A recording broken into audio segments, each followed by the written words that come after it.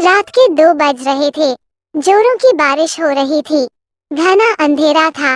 बादल रह रहकर गरज रहे थे।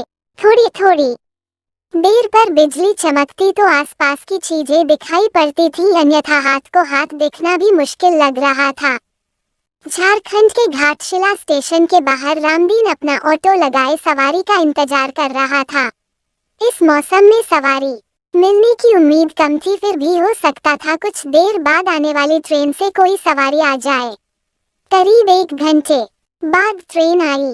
थोड़ी देर बाद बिजली चमकने पर एक 18-19 वर्ष की मॉडर्न सी लड़की कंधे पर एक बैग लटकाए बाहर निकलती दिखी। वो सीधे उसके ऑटो के पास पहुंची और मुसाबनी चलने को कहा। रामदीन ने कहा कि रात का वक्त है, इसलिए वहां चलने पर 500 रुपए लूंगा, नहीं तो 2-4 घंटे इंतजार कर लीजिए, सुबह 100 रुपये में ले चलूंगा। लड़की बोली, अभी 200 रुपये रखो, बाकी वहां पहुंचकर दूंगी, और ऑटो पर बैठ गई। रामदीन ने ऑटो बढ़ा दिया।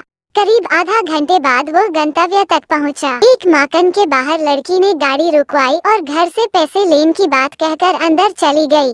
काफी देर तक वह नहीं लौटी तो रामदीन अकेले बैठे बैठे परेशान हो गया। उसने घर का दरवाजा खटखटाया। काफी देर बाद एक बूढ़े ने आंखें मलते हुए दरवाजा खोला।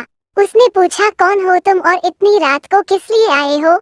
रामदीन बोला, जो मैं साहब थोड़ी देर पहले आई हैं, उन्होंने मेरा पूरा भाड़ा नहीं दिया है। बूढ़ी ने आश्चर्य से उसकी ओर देखा। बोला, यहाँ तो कोई मैं साहब नहीं रहती, मैं अकेला रहता हूँ। रामदीन की नजर एक फोटो पर पड़ी। उसने कहा, यही मेम साहब तो आई थी, उन्हें स्टेशन से लेकर आया हूँ। बूढ़ी ने उसे आश्चर्य से देखा, फिर बोला, इस लड़की को मरे 8 साल हो गए। देखो फोटो पर माला डाला हुआ है, ये मेरी पोती थी, ये कैसे आ सकती है? रामदीन के होश उड़ गए। वो चुपचाप अपने ऑटो के पहुंचा। उसने देखा कि सीट पर 100-100 के 3 नोट रखे थे। उसने नोट जेब में रखा और वहां से बेतहाशा भागा। उस दिन से उसने रात में ऑटो चलाना छोड़ दिया।